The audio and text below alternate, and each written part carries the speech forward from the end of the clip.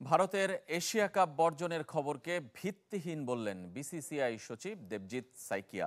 Asia cup নিয়ে এসিসিকে কিছু লেখা তো দূরে থাক, টুর্নামেন্ট নিয়ে এখন পর্যন্ত বোর্ডে কোনো আলোচনাই হয়নি। ক্রিকেট ভিত্তিক ওয়েবসাইট ক্রিকবাজে দেয়া সাক্ষাৎকারে এ দাবি করেন ভারতীয় ক্রিকেট বোর্ড সচিব।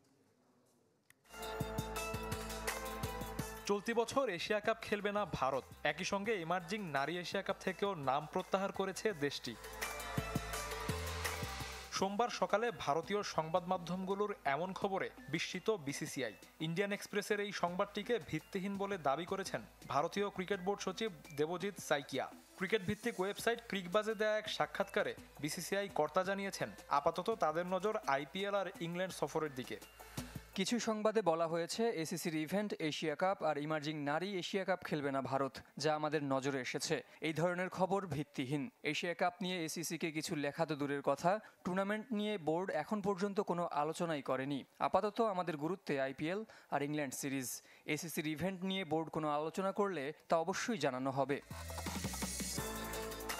এর আগে ইন্ডিয়ান এক্সপ্রেসের প্রতিবেদনে দাবি করা হয়, এশিয়ান ক্রিকেট কাউন্সিলের প্রধান পদে একজন পাকিস্তানি মহসিন নাকভি, যিনি কিনা পিসিবি চেয়ারম্যানের পাশাপাশি দেশটির স্বরাষ্ট্রমন্ত্রীও। পাকিস্তানের অধীনে টুর্নামেন্ট খেলাকে নিজেদের সম্মান আর আবেগের সাথে তুলনা করে এসিসির সব টুর্নামেন্ট বর্জন করার সিদ্ধান্ত নিয়েছে ভারত।